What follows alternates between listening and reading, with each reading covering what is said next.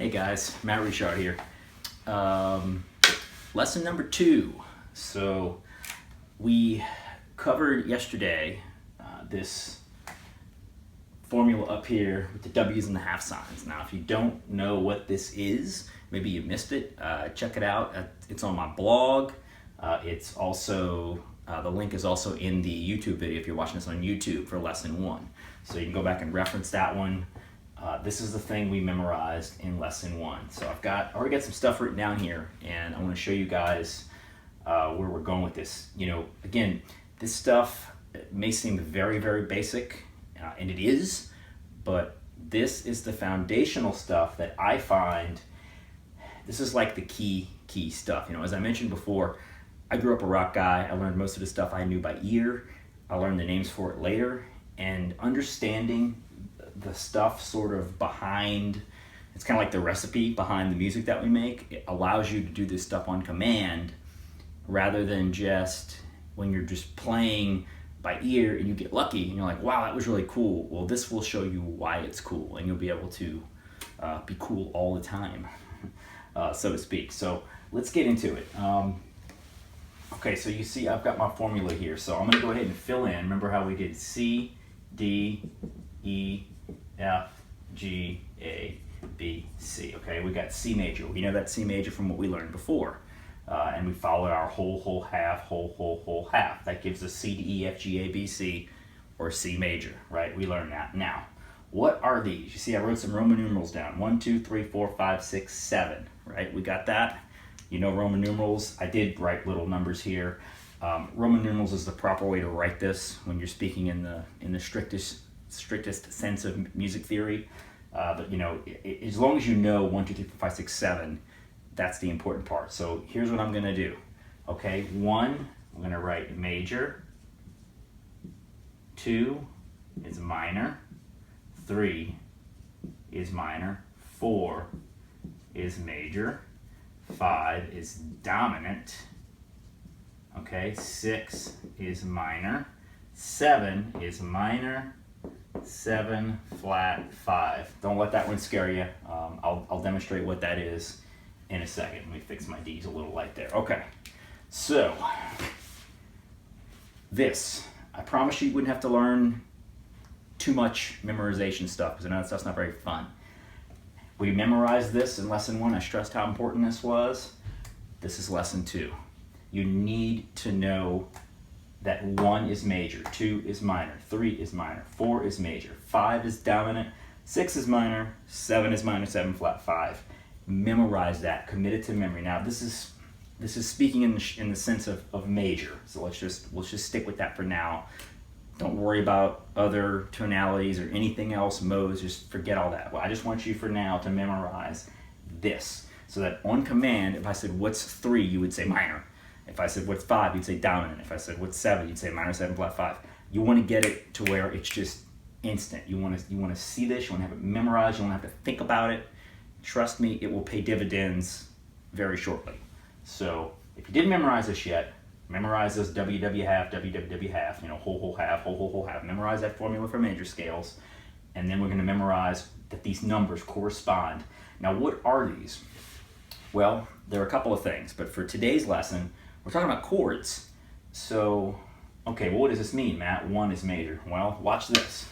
This is really neat. Because we know our formula, and we know that 1 is major. Okay, so this is 1, this is 2, this is 3, this is 4, this is 5, this is 6, this is 7. Well, this is 8 or 1. This is the octave, right? So it's just starting over again. This thing just loops indefinitely till you run out of notes on a piano or frets on a guitar or whatever. This could also be, of course, Roman numerals, right? But I use numbers for simplicity's sake. Let's start on the 1. Let's go 1. Let's skip a note. Let's go to E. And let's go to G. Let's just do 3 notes. C, E, G. Well, guess what that is? That is a C major chord. Pretty cool, right? We just made a C major chord. It's that simple. This formula, if you didn't even know what C major was, and you knew this formula and you knew that 1 was major, all you have to do is take the 1, skip a note twice, 3 notes, 1, 2, 3, and you've got a C major chord. You're probably starting to maybe connect this now. If we started on D and we went D, F, A, well, guess what? That is D minor, right? And this goes across the whole thing. E, the 3, we know 3 is minor because we memorized that, right? Or we are memorizing it. E minor, that would give us an E minor chord. If we did with F, and we took the F is the 4, so there's the 4, F, we went F, A, C, that gives us F major, and so on. This keeps going. G, B, D gives you, that's a 5 that's dominant, right? It's a G, that would be a G7 chord if we added the 7. Again, I'm not doing 7s yet. I don't want you guys to get confused. I know you're probably going, what about major 7 and minor 7? Don't worry about that. We're just dealing in strict major and minor chords. We're not adding 7. So, like a lot of you guys probably know these little type chord shapes, right? Bar chords, those are typically, the first things we learn, those are straight major and minor chords, okay? There's no 7s in there. We're not gonna play with 7s yet. We're gonna get to those in lesson 3.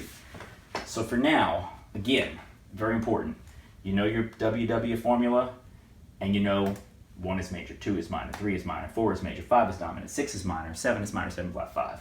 Just knowing that, we can now build chords all day long out of the C major scale. Even if you didn't know, if I said C major and you played that little C major chord we all learn, we usually start playing guitar, right? That little open position cowboy chord. If you didn't know what the notes were at all, what do you do now? Now you know that if you took the 1, which is C, C major, C, E, G, those are C's and E's and G's. They're just repeated. Obviously, there's more than 3 strings that we're playing, but that's a C major chord. If you wanted to know an E minor chord, you would start on the 3, because we know 3 is minor. There's the E note. We'd go E, G, B. If we found an E, a G, and a B on the guitar, we could play an E minor chord. This is how you start to be able to build chords and eventually arpeggios. We'll get into that also very soon, without actually having to know maybe what they are yet, right? We can really start to sort of tear this stuff down to the root level and build these things from scratch. So again, let's just recap. We got our formula.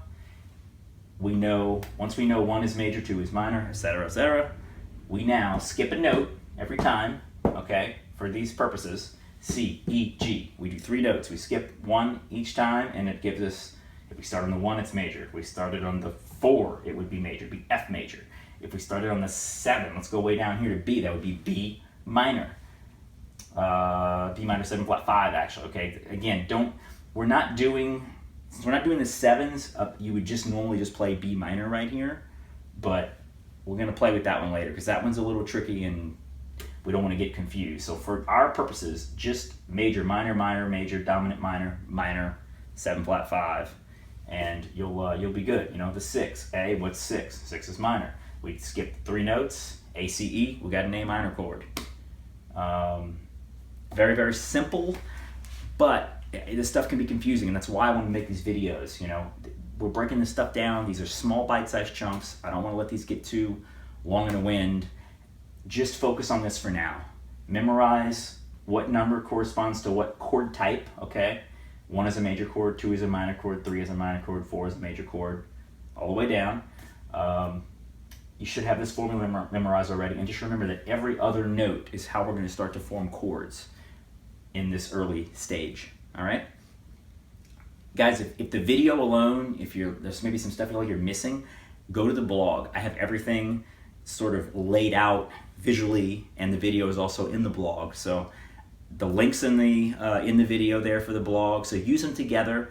I like to watch videos more than read, but the blog has everything sort of laid out visually, and especially if you're having trouble seeing this this whiteboard thing, and I write like a doctor, so I realize that my handwriting may not be the best either. But yeah, use the blog, watch the video. I hope you enjoyed this stuff. Hope you get some value out of it. When we come back, we're going to start to get into some fun stuff and start really making some music. We'll get into 7 chords, we do arpeggios, modes. That's where things really start to get fun. But we got to sort of lay the groundwork. So lesson 1, lesson 2, very, very important. Hope you guys enjoyed it. I'm going to go hang out and maybe do a little practicing. And I'll see you guys next time for lesson 3. Peace.